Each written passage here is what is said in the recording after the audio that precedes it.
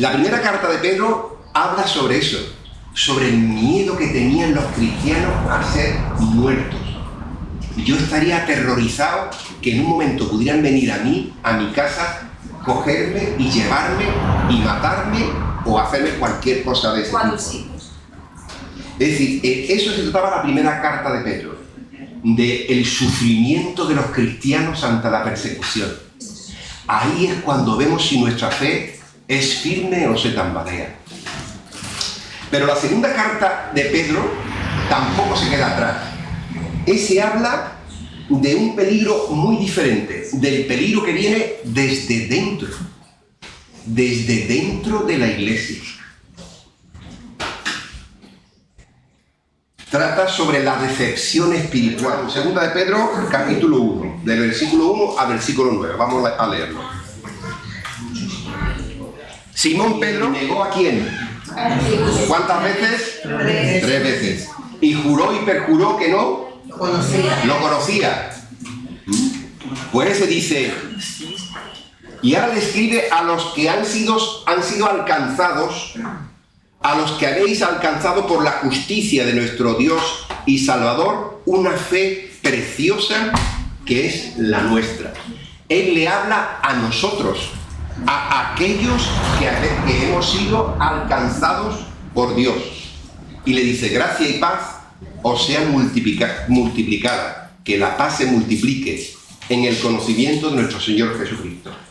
Versículo 3.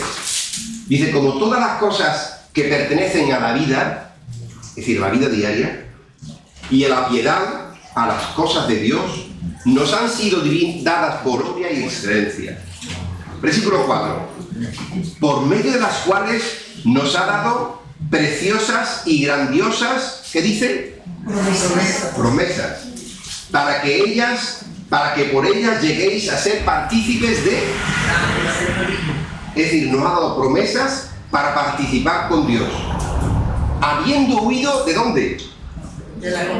De la corrupción del mundo, a causa del pecado. Versículo 5. Vosotros también, poniendo toda diligencia, todo esfuerzo, por esto mismo, añadid a vuestra fe virtud, a la virtud conocimiento, al conocimiento dominio propio paciencia, a la paciencia piedad, a la piedad afecto fraternal y amor.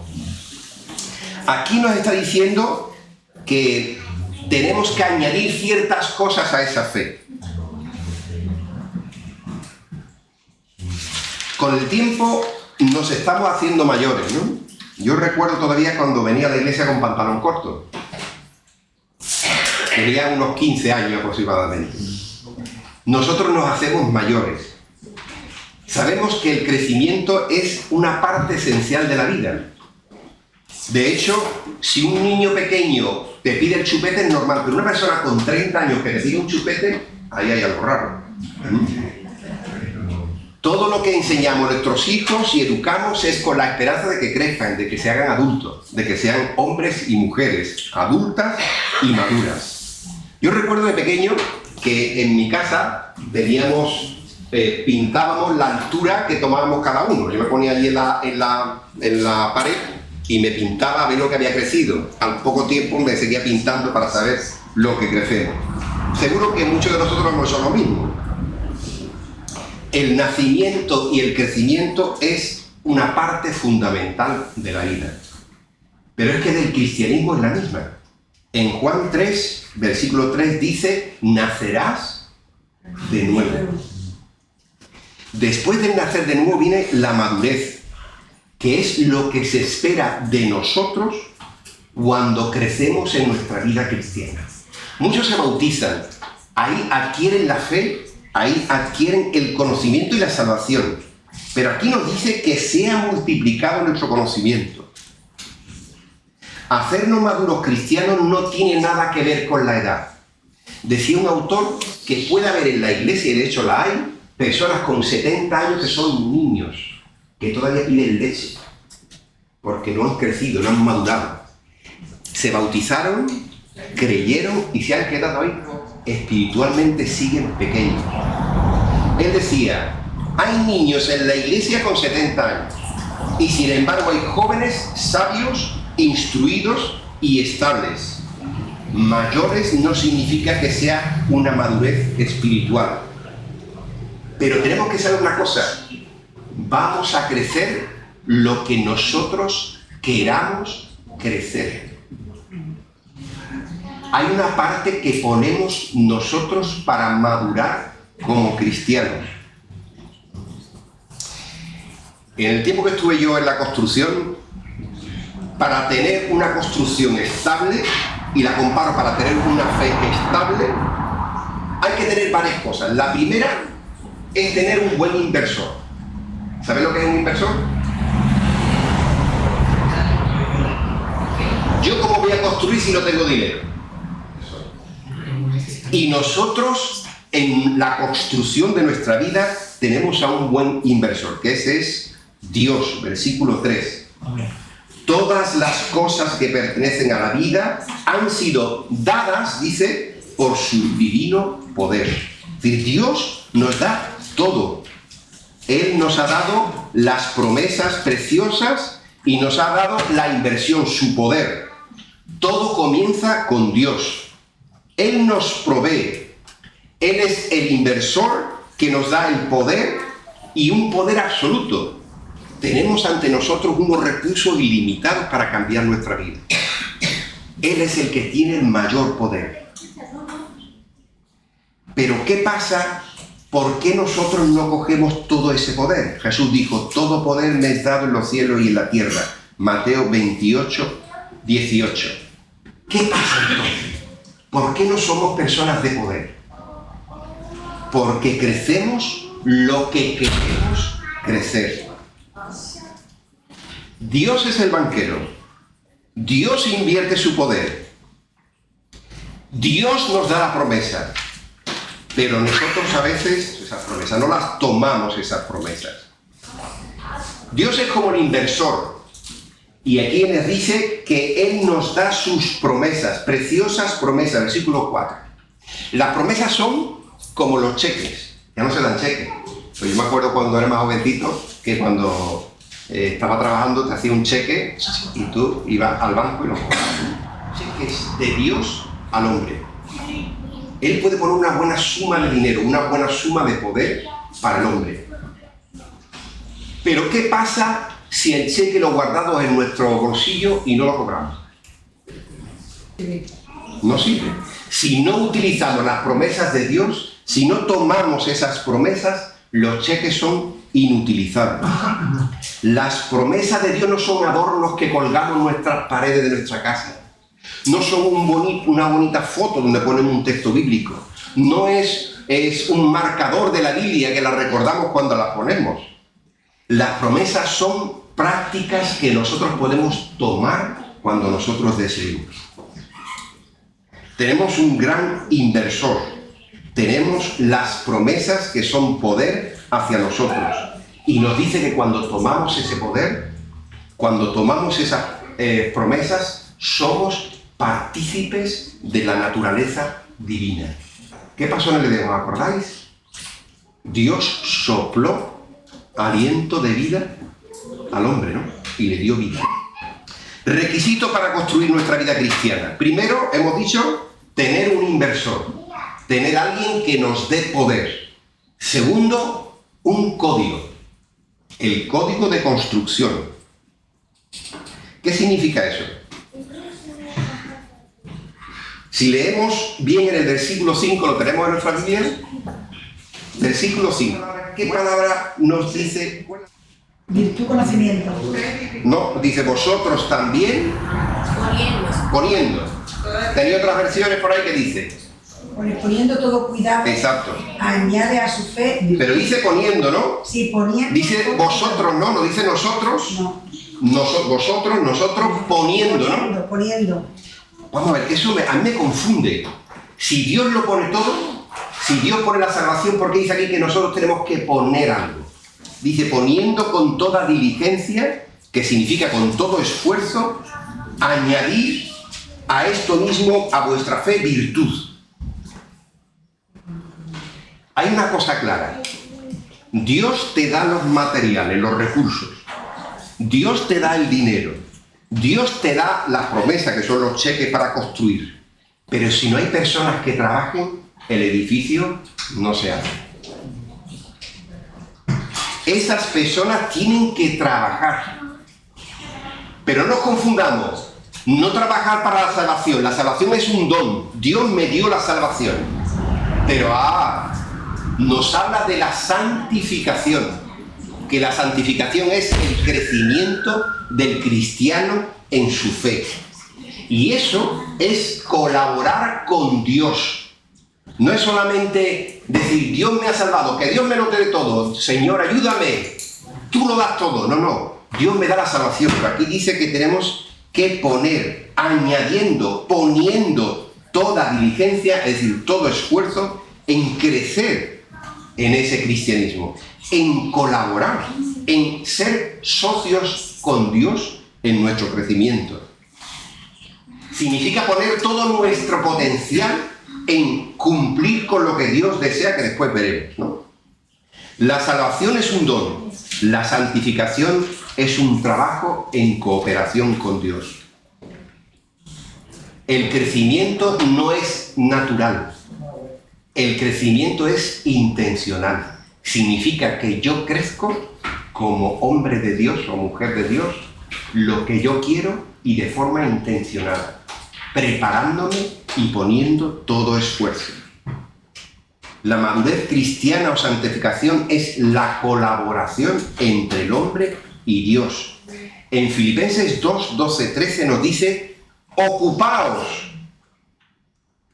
Filipenses 2, 12 y 13. Ocupaos en vuestra salvación con temor y temblor. Pero no somos salvos ya, yo no hablo de la salvación, sí. Pero dice que tenemos que ocuparnos. Esto es la verdad. Dios necesita que nosotros colaboremos con Él en la madurez de nuestro propio edificio como seres, como cristianos. Y os voy a poner un ejemplo. ¿Cuántos de aquí se han operado alguna vez? Aunque de gente se han operado. Bueno, tú vas al médico y te dice el médico, te tengo que operar. Quedamos el día tal en el quirófano. Me dan pánico los hospitales y los médicos. Bueno, y ahora tú, ¿quién hace la operación? ¿El doctor o la haces tú?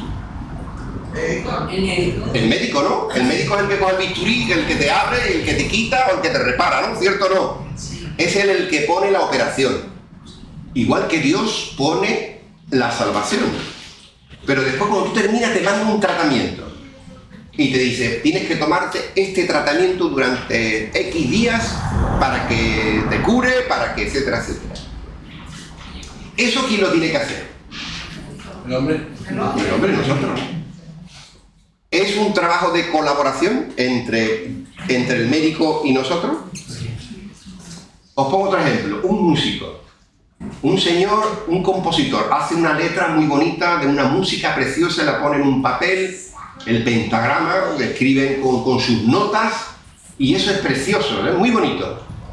Pero si alguien no viene, un músico no viene y lo toca, falta una parte, ¿no?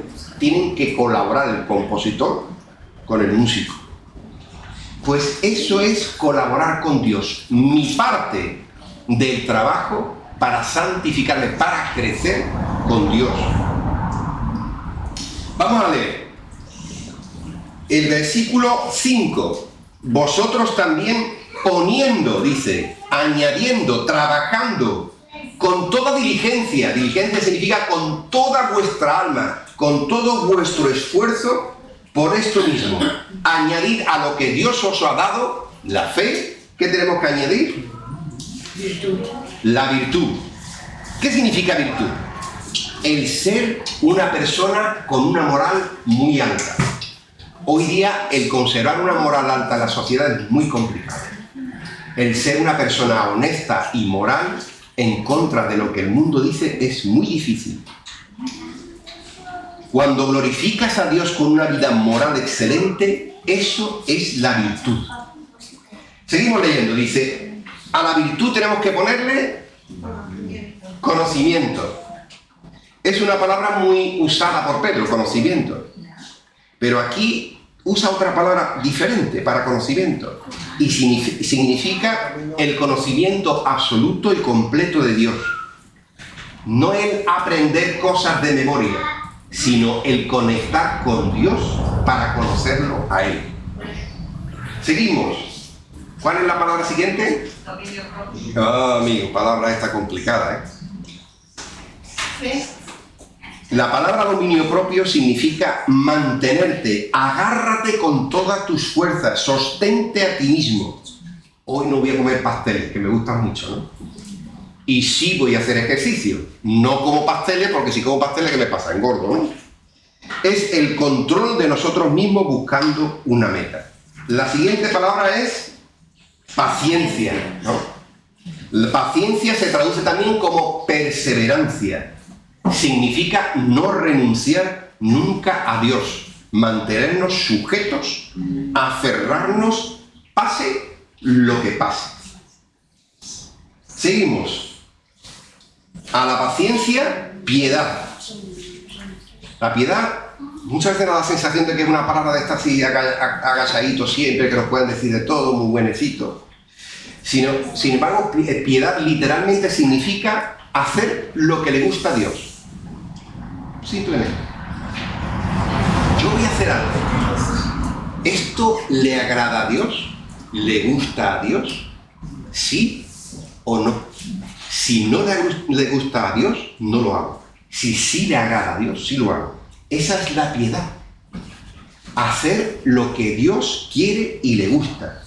También significa adorar a Dios de forma correcta. Esto parece sencillo, pero cuando ponemos nuestros prejuicios, nuestros orgullos, nuestros enfados, nuestro dolor, cuando nos ponemos nosotros antes que a Dios en cualquier cosa que hagamos en la iglesia, eso estamos faltándole a Él. Yo puedo decir aquí 1000 cosas porque Dios me ha dado el privilegio de ponerme aquí para predicar, pero si lo aprovecho para hablar sobre mi odio, sobre mi rabia, sobre mi dolor o sobre mí mismo, estoy faltándole a Dios. Porque Dios quiere que hable sobre Él y no sobre mí mismo. Eso es faltar a la piedad, a lo que Dios quiere para la adoración. Seguimos leyendo. A la piedad pone afecto fraternal. La palabra se traduce por Filadelfia. Filadelfia significa amor fraternal. Es un atributo para tratar a las hermanas y hermanos en Cristo como deben de ser, de forma correcta. Y aquí tenemos algo que tenemos que enfatizar, afecto y con dignidad. Siempre con dignidad, nunca rebajarlo, nunca menospreciarlo, nunca insultarlo, nunca rebajar su inteligencia, nunca. Nosotros somos todos iguales ante Dios, por lo tanto tenemos que tratar a todos los demás como nos gustaría que nos trataran a nosotros mismos. Y la última palabra es afecto fraternal. ¿La tenéis en la Biblia? ¿Cuál es? Amor. Es el amor de sacrificio, el amor de la cruz. Es el amor por sacrificio que se hizo en la cruz del Calvario. Esto a veces también lo sacamos, no lo pensamos correctamente, ¿no? Yo por lo menos, posiblemente muchos sí, pero yo a veces no pienso la grandeza de un Dios que creó todo lo que existe y fue capaz de hacerse un ser humano, sufrir y morir en la cruz por mí. Yo no me veo digno de que ese Dios tan grande sea capaz de morir por un simple y malvado ser humano como soy yo. Ese amor es el que habla aquí, el amor divino, el amor que sacrificó todo por salvarnos a nosotros, que es virtud, conocimiento, dominio propio. Tu fe produce virtud, mejora nuestra relación con Dios, control de nuestra vida, agarrarnos a la promesa incluso cuando no entendamos nuestra situación, ser mejores personas con nuestros hermanos, ser genuino, auténtico, compasivo, amar a los demás como quisiera que te amen y saber apreciar ese amor que Dios hizo, que Dios sacrificó en la cruz del Calvario. Pero hay otro punto que tenemos que tener en cuenta. Tenemos que construir con nuestro inversor, con nuestro código de 7 virtudes que hemos visto, pero siempre teniendo en mente que debemos seguir creciendo, nunca pararnos. Crecer teniendo en mente que siempre vamos a continuar y nunca detenernos. Vamos a leer el versículo 8. ¿Lo tenemos?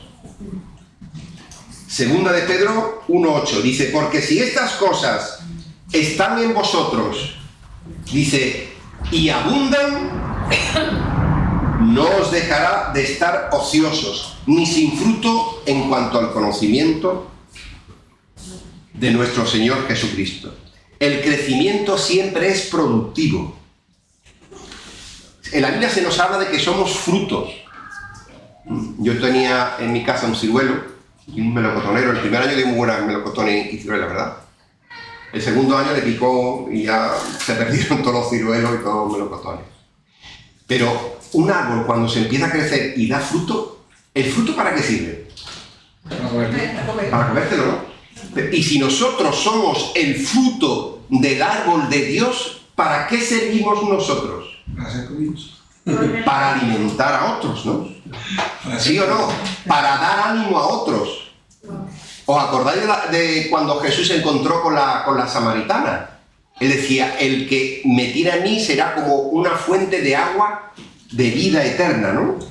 Es decir, nosotros cuando somos llenos de Dios, nuestro vaso rebosa. La palabra abundante, que vemos aquí en el texto, en el versículo 8, abundante significa cuando tú echas agua en un vaso y sobresale. Si hacemos estas cosas y abundan, no dejaremos de dejar de trabajar. La vida será sobreabundante, plena, llena, productiva. Nunca serás un buen cristiano si no sobreabundan estas cosas en ti. Y es asombroso lo que Dios puede hacer en nuestra vida. Nunca serás sin fruto, nunca permanecerás vacío. Pero hay 3 clases de fe. Hay una fe que es falsa y débil. Decía Jesús que los demonios creen y tiemblan. El hecho de que nosotros creamos no significa en absoluto de que seamos salvos. Yo puedo creer en el médico, pero no tomar su tratamiento y morirme. Es la fe de los que le da igual, de un Dios general que está por ahí lejos y que a mí no me interviene en absoluto. Hay una segunda fe que es la fe firme. Los que creen en Dios, pero que vienen a la iglesia de vez en cuando, participan en ocasiones y realmente no se meten en la vida cristiana, no participan de corazón en la iglesia. ¿Serán salvos? Posiblemente sí, pero con una fe firme y con una torre como la de, ¿os acordáis? De Pisa, que siempre está en que si me caigo o no me caigo. Y hay un tercer tipo de fe, la fe que fluye, la fe que avanza, la fe que crece. Y esto, hermanos, es una promesa. Es decir, que Dios lo puede cumplir. No pensemos que no lo va a cumplir nunca.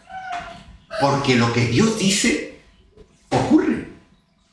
Dice que con su palabra fueron creados los cielos y la tierra. Lo que Dios dice inmediatamente ocurre. Por lo tanto, si Dios dice que nuestra fe puede crecer y madurar, lo cumplirá. Jesús decía, el que tenga sed, venga a mí, que le daré abundantemente. Y el que cree en mí será como una fuente que fluye para vida eterna. Juan 5:43. Hay 3 tipos de fe. Y yo me preguntaría, ¿cuál es la mía? ¿En cuál de las 3 estoy? ¿En la fe que cree, pero no me da igual ese Dios que está ahí? ¿En esa fe que siempre está en la línea de si me caigo sigo? ¿O en la fe que sobreabunda en nosotros ese amor de Dios que somos capaces de compartir, de dar a los demás y llenar a los demás. Pensemos que todas estas cosas que nos dice Pedro en su carta son solamente preventivas. De la misma forma que a un señor que fuma se le dice no fumes más porque puedes ponerte enfermo, esto que nos dice Pedro es solamente para prevenir que no caigamos. Versículo 9. ¿Lo tenemos? Es muy importante. Dice, pero el que no tiene, lo estáis leyendo, porque el que no tiene estas cosas tiene la vista muy corta, si no es ya ciego, habiendo olvidado la purificación de sus antiguos pecados.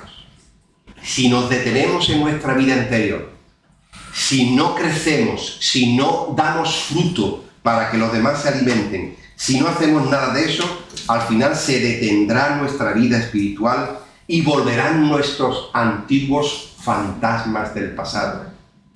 Esos pecados antiguos que nos martirizan volverán a nosotros. Volveremos a la vida anterior. El antídoto que Dios nos da, olvidaremos que somos salvos de nuestro arrepentimiento de cuando fuimos salvados. Yo leí una historia esta semana que me hizo gracia. Una pareja de recién casados se fueron de luna de miel. Se fueron al Caribe. Estuvieron ahí juntos. Después de la boda y disfrutaron. A mí me gustaría ir al Caribe, la verdad, tiene que ser bonito aquello, ¿eh? Y lo pasaron muy bien. Y cuando volvieron, llegaron a su casa y el marido por la mañana se fue al trabajo. Y la mujer se quedó en su casa. Y el marido, cuando él era a comer, no volvió a casa. 1 hora, 2 horas, 3 horas. No penséis mal, ¿eh? Resulta de que el hombre se fue a casa de su madre a comer. Llevaba tantos años comiendo en casa de su madre que él instintivamente salió de su casa y del trabajo y se fue a su casa de su madre. Y su madre le dijo, ¿tú qué haces aquí? Dice, pues vengo a comer. Y dice, pero vamos a ver, tú no estás en tu casa. Cuando llega a su casa, pues la comida estaba fría, la mujer enfadada y bueno, yo no sé lo que pasaría después. Yo creo que la madre le dijo, Cáceres, no te preocupes que te hago de comer a mí. Pues eso es lo que nos pasa a muchos cristianos. Llevamos tiempo en la iglesia y olvidamos que estamos sujetos a Cristo, casados con Él. Tenemos que pensar que nuestra relación es una relación duradera y que no solamente terminará aquí, sino que continuará posteriormente cuando todo acabe. Será una permanencia con Cristo para siempre. Nosotros envejecemos y desaparecemos como tanto han desaparecido. Nosotros continuaremos con nuestra mano agarrada a Dios una vez que pasemos ese túnel hasta encontrarnos con Él en la vida eterna. Sigamos leyendo. Versículo 11. Porque de esta manera os será otorgada amplia y generosa entrada en el reino eterno de nuestro Señor Jesucristo. Pensemos un momento en esto. Dice una entrada amplia en un reino eterno. Lo que hayamos construido aquí, con lo que hemos sufrido, con lo fiel que hayamos sido, con agarrarnos a Dios, eso tendremos que llevárnoslos al cielo, es decir, nuestra forma de ser. Nuestro carácter al final lo llevaremos a los cielos. Nosotros entraremos por la puerta amplia que el Señor nos tiene preparada para nosotros. Este texto se utilizaba también en la antigua Grecia para cuando los atletas venían de las Olimpiadas y habían participado llegaban a su casa después de las Olimpiadas y la gente les recibía en su casa con aplauso, con alegría y con vítores de que han llegado a su casa los victoriosos, los de las Olimpiadas. Esto significa una entrada amplia. Nosotros, cuando entremos en el reino de los cielos, tendremos una entrada amplia, una entrada con recibimiento. Los ángeles nos recibirán. Veremos a mucha de la gente que aquí hemos permanecido con ella, a los cristianos fieles de todos los tiempos. Todo eso estarán allí con nosotros. Y Dios, dice en Apocalipsis, que nos dará una corona, la corona de la victoria, que realmente le pertenece a Cristo, pero Él nos la dará a nosotros porque por Él somos salvos. ¿Cuál es mi conclusión de todo esto? Tenemos que construir nuestra vida cristiana, nuestro edificio, en un terreno firme, no pantanoso como en el caso de la torre que hablamos anteriormente. Asegurarnos de que nuestra vida está construida sobre los cimientos correctos. Y cuando lleguemos a la entrada de los cielos, que llegaremos, todos los problemas, sufrimiento que hayamos pasado aquí, todo el dolor, toda la angustia que hayamos pasado, serán olvidadas. Cuando una mujer embarazada tiene 9 meses a su hijo dentro del vientre, a veces lo pasa mal. Yo recuerdo a mi esposa que cuando tenía ya 8 meses no podía dormir. Se tenía que poner con la barriga hacia arriba. No se podía sentar, se tenía que sentar en el filo del sillón. Cuando se le movía la niña dentro, le dolía mucho, le daba patadas y golpes. Ella sufrió durante 9 meses el embarazo. Pero qué alegría le dio cuando nació y le dio su carita.